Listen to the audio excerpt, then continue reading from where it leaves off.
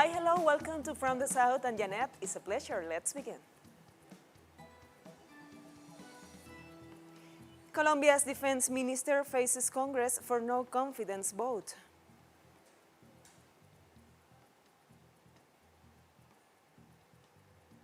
British government says that there is a 66% chance of a Brexit trade deal.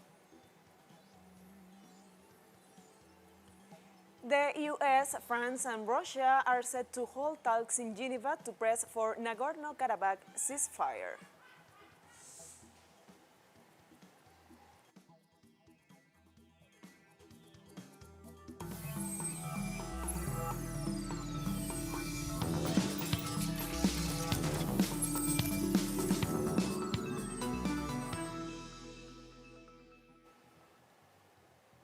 Let's begin with the news. Colombian Minister of Defense Carlos Holmes Trujillo has appeared before Congress for the first round of two debates of a motion of no confidence.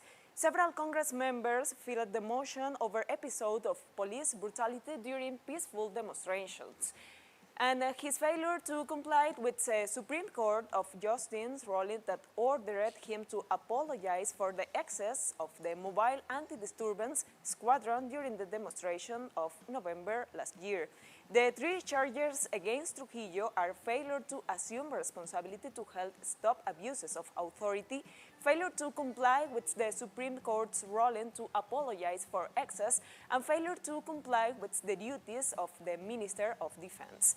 The minister was accompanied by the leadership of the police, army, and navy commanders, among others. In his defense, he reiterated his support to the security force and downplayed criticisms of the police brutality. Trujillo faced a possible vote of no confidence in 3 to 10 days after the end of the debate.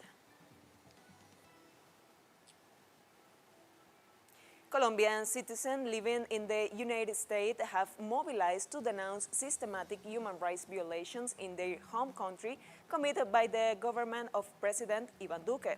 The migrants gathered in front of the Colombian consulate in New York to protest the recent massacres against former FARC combatants.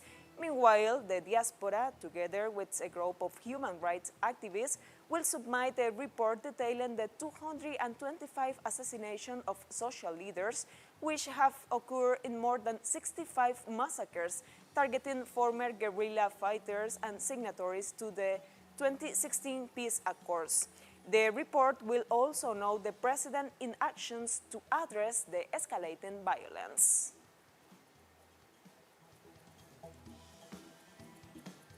Former Bolivian President Evo Morales has denounced attempts by the de facto government to prevent the movement toward socialist candidate Luis Arce from running in elections set for October 18. Entendemos es golpe o fraude. If we understand it is coup of fraud, because they know we are going to win the elections, and in the right-wing poll we won by 8% without taking into account people voting from abroad. As I said, from 161,000, only 140,000 vote. That's 2% of the national registration. In Argentina, I said to my brothers, let's see there, in Bolivia, we will get 49% plus 2% from Argentina. It's 51%. You are going to decide the future of Bolivia. And the director of the Pan American Health Organization reported that 11 countries and territories of Caribbean have moved from moderate to intense COVID-19 transmission over the past 60 days, while highlighting that ethnic minorities in the United States are at nearly 3 times higher risk of contracting the virus as their white counterparts. Over the past 60 days, 11 countries and territories in the Caribbean have moved from moderate to intense transmission, which is a concerning development as countries reopen airspace. The good news is that rates of severe COVID illness have fallen across our region. Today, fewer people are being hospitalized and fewer require intensive care than before. Within the United States, which is home to more than 40% of new cases in our region, Black, Hispanic, and Native American populations are nearly 3 times as likely to contract COVID as their white counterparts. In Guatemala, indigenous farmers have called on the government of President Alejandro Yamatei to grant them lands occupied by foreign landowners and have condemned the assignation of agriculture policies. Our correspondent Rolanda Garcia brings us more details. Committee of the Highlands CCDA denounced little progress in resolving the problem of land distribution in Guatemala and rejected the cancellation of the establishment of peace on agrarian aspects. Although the state has not solved the problem of agriculture in Guatemala, it has closed public institutions, so we are extremely concerned about this structural problem, which the Guatemalan state has not had the capacity to solve. The farmers point out that in Alta and Baja Verapaz, the land is concentrated in the hands of Germans, who, with the support of the state, violate the local families that seek to regain their lands. The landowner started to threaten us when he realized that we started to recognize our rights.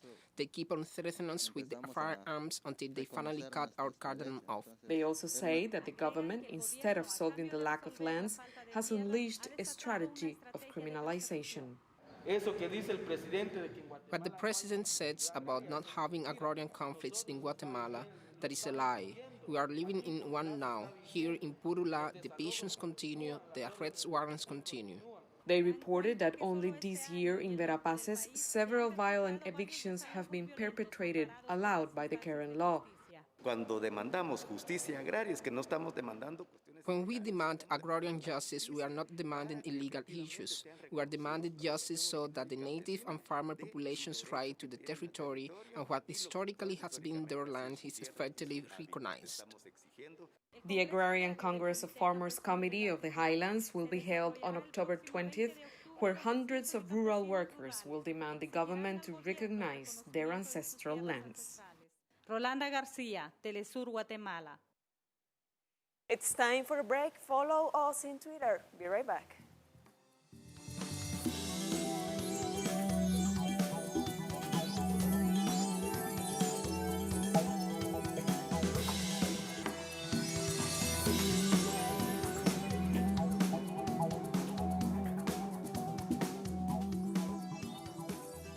Welcome back to From the South. Britain has said that there was a 66% chance of a Brexit trade deal, but sought to use the Prime Minister Boris Johnson's deadlines, October 15, to hurry the bloc's negotiations towards an agreement. The two sides say that they are inching towards a deal that will govern around the 900 billion in trade after December 31, when the current transitional agreement ends.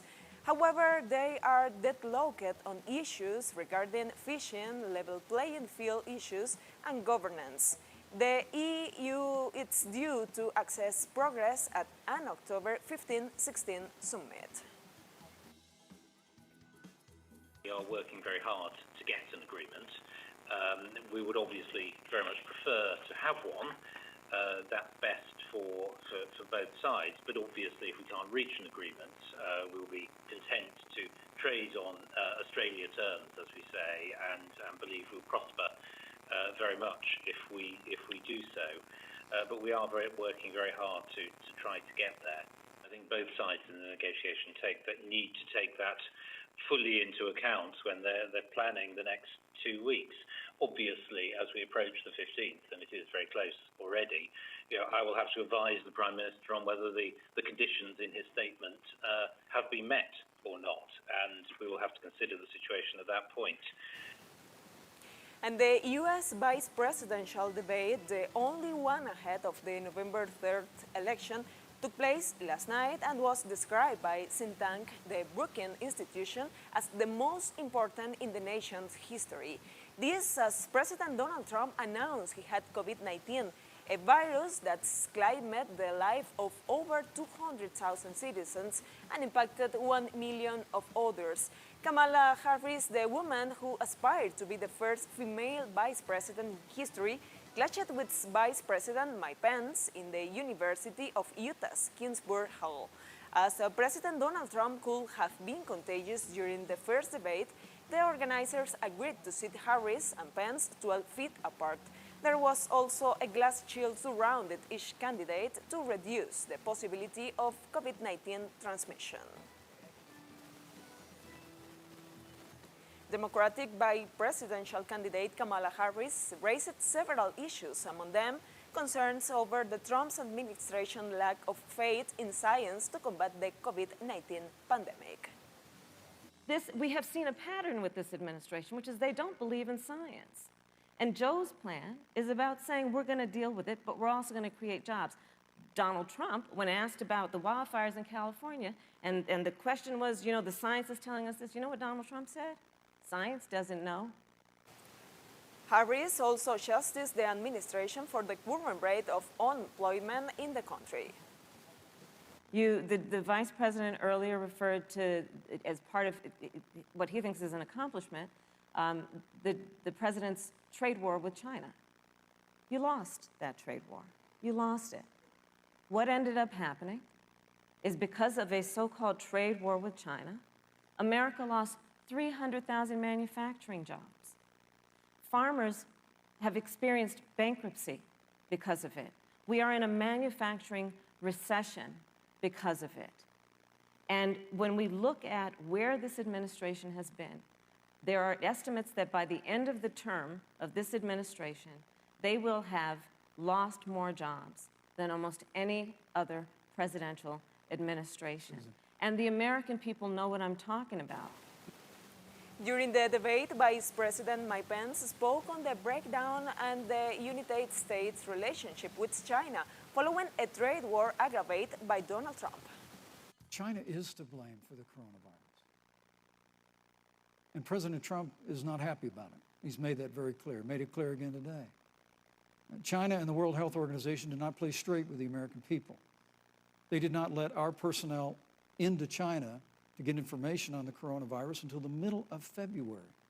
Fortunately, President Trump, in dealing with China from the outset of this administration, standing up to China that had been taking advantage of America for decades in the wake of Joe Biden's cheerleading for China, President Trump made that decision before the end of January to suspend all travel from China. And again, the American people deserve to know, Joe Biden opposed President Trump's decision to suspend all travel from China.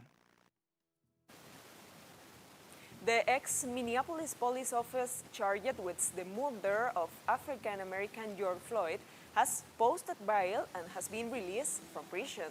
According to court documents, Derek Chauvin posted $1 million bond on Wednesday. He had been in custody at the state correctional facility, but the Department of Corrections confirmed he has been released. The white officer was filmed pressing his knee on Floyd's neck for almost 8 minutes as he pleaded that he couldn't breathe, causing his death on May 25. The footage of the murder sparked Wednesday protests against police brutality and systemic racism across the United States. Chauvin was released on conditional bail, which court records showed was guaranteed by a bail bond agency. Chauvin and 3 others former officers are scheduled to stand trial in March. The other 3 officers all previously posted bond. The city of Minneapolis requested and Governor Tim Walz agreed to activate the Minnesota's National Guard following the release of the former officer.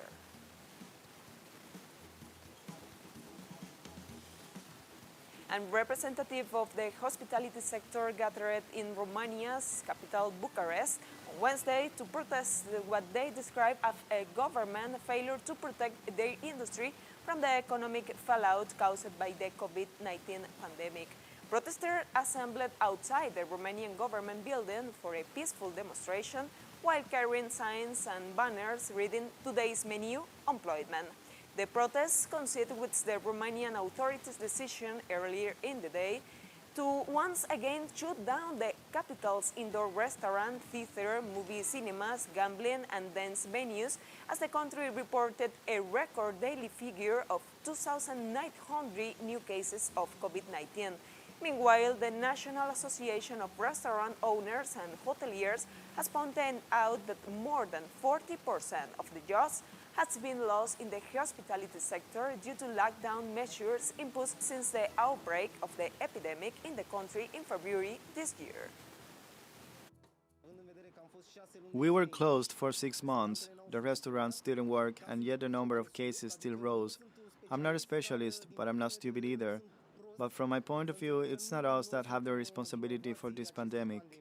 No one came to ask us in this business if we have anything to live on. I would ask Prime Minister Ludovic Orban if he could live with the money he would get after the COVID cost unemployment measures. We're obviously thankful for the money, but for how long can you live on that? Especially if you have credit to pay and kids to feed. I understand it's the virus, but think about the fact that there are so many people that have to suffer from an economical point of view. We'll wait to see what the state will do for us. It's okay. We close down. And like the president said, we must make small sacrifices. I'm willing to do this small sacrifice and pay my employees from my own pocket for a month or 2 or 3. But I'd like to see what small sacrifices the state is willing to make for me. 11 children and 2 teenagers working on cocoa's plantations were rescued by office police in the Ivory Coast. According to the police commissioner, Luc Saka, their farmers were arrested on supposition of people trafficking operation conducted on Wednesday morning in the 2 major cocoa's producing cities. More than 1 million children work illegally on cocoa plantations in the West African country, a figure that has been rising steadily over the last decade.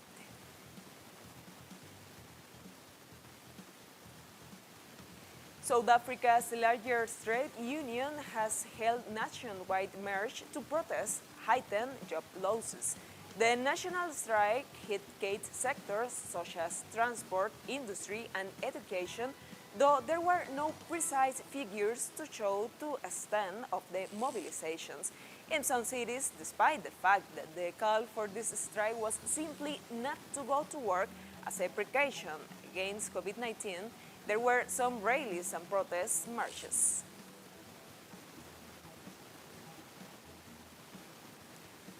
Kenya Railways Corporation has resumed the inter-county Mandaraka Express passenger train service between Nairobi and Mombasa. The inter-county passenger trains depart from Nairobi and Mombasa every morning. A one-way trip costs 9.21 cents for economy class and 27.66 for the first class passengers. The train service were suspended back in April after President Uhuru Kenyatta announced the cessation of the movement into and out of Mombasa and Mandere countries. We have more news coming up after one last break, so stay with us.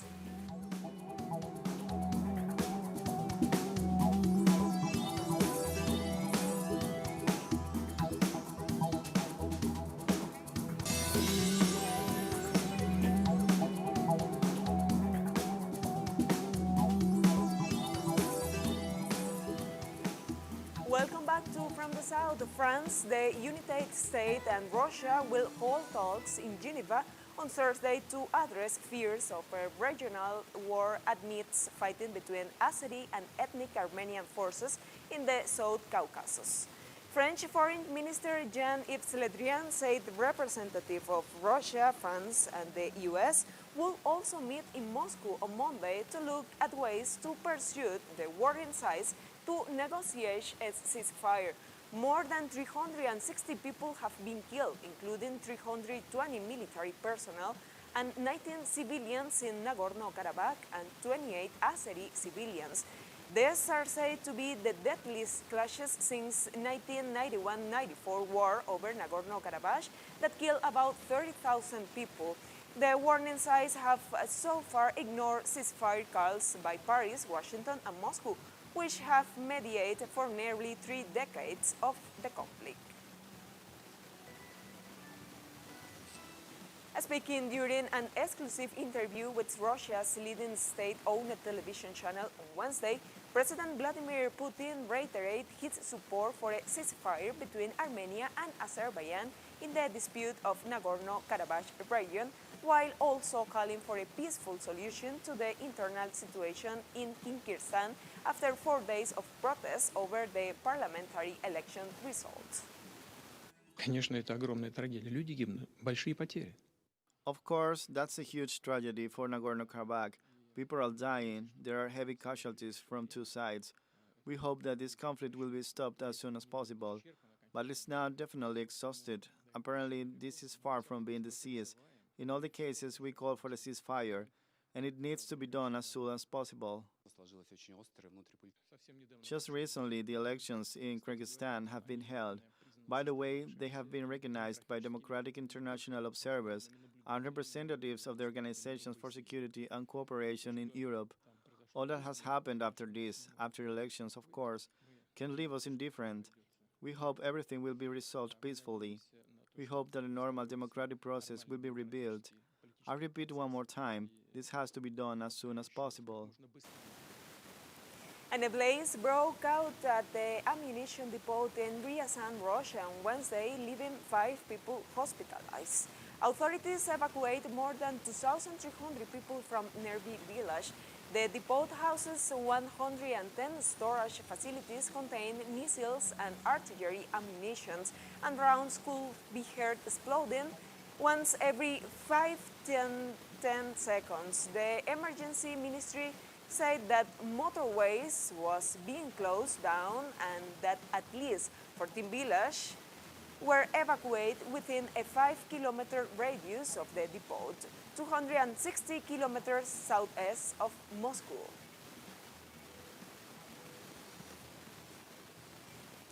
Turkish President Recep Tayyip Erdogan has arrived in the Gulf state of Kuwait for a one-day working visit. Erdogan was accompanied by several top officials, including the Minister of Finance and Defense. The Turkish leader was welcomed by a Kuwaiti delegation headed by Emir Sheikh Nawal Al-Amaq Al-Haber Al-Sabah and Turkey's ambassador to Kuwait, Said Il-Hilal Sayad Koitak. Ankara and Doha enjoy strong relations, particularly since the Gulf crisis erupted in June 5, 2017, when Saudi Arabia, the United Arab Emirates, Bahrain, and Egypt imposed a blockade on Qatar and severed diplomatic relations. Qatar has submitted a formal request to the United States to buy stealthy F-35 fighter jets. The follow an August deal between the U.S. and the United Arab Emirates, in which Washington agreed to consider giving approval for the purchase. Israel and signalized stiff opposition to UAE sailed and will likely be just as resistant to one with Qatar, fearing it could undercut its military advantage in the Middle East.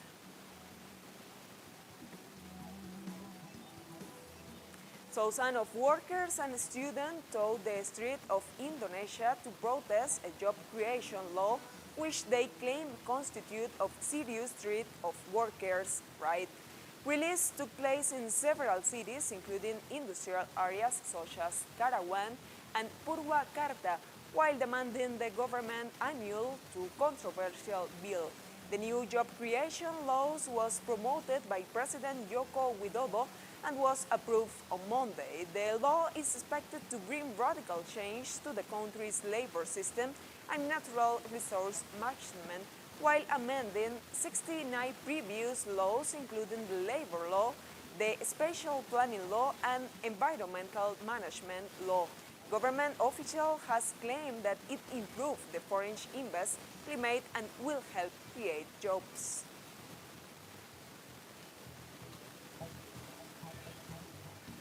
Authorities in Sri Lanka have decided to strengthen COVID-19 restrictions amid the third surge in new COVID-19 cases. This is third wave of COVID in Sri Lanka. So this is more different than first and second, according to our view. So therefore, we think our laws must modernize and amended accordingly to solve, to face this situation. So therefore, we just suggest to modernize and amend and introduce new laws also to face this third wave and come out of Sri Lankan COVID pandemic. At the moment, with the COVID-19 situation, with the development of the new cluster in the Gampaha district, we have reported more than 800 cases within last 48 hours within the country, and still we are not yet over the PCR testing. We are still doing the PCR testing, and we hope that within next 24 hours we can complete the contact tracing and complete the PCR testing so that we can assess the risk of this situation within the country. We've come to the end of this new brief. Join us on social media, Facebook, Twitter, and Instagram for TeleSUR English, and thank you for watching.